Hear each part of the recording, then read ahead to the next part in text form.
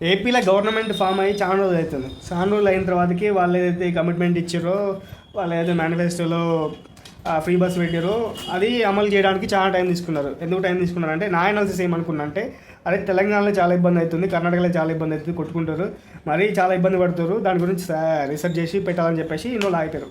So research చేసిరో ఏం చేసిరో, వాళ్ళ రిక్వైర్మెంట్ ఎట్లుందో ఎనీవే ఈరోజు అయితే డిక్లేర్ చేసేసిరు, అది పెట్టేసిరు.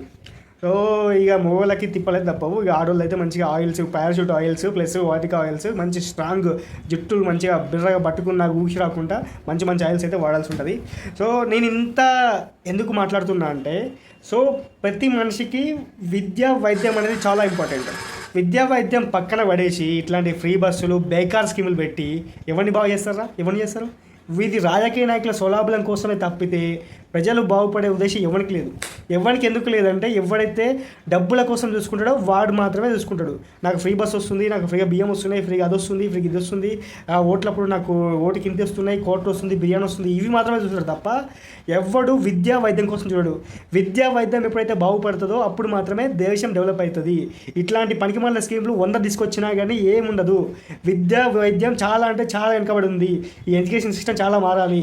అది గ్రహించండి ఫస్ట్. అది గ్రహించి ఫస్ట్ విద్య కోసం, వైద్యం కోసం పోరాటం చేయండి తప్ప ఇట్లాంటి పనికిమాలిన స్కీములు పెట్టినందుకు సంఖ్యలు గుద్దుకొని చేయకండి.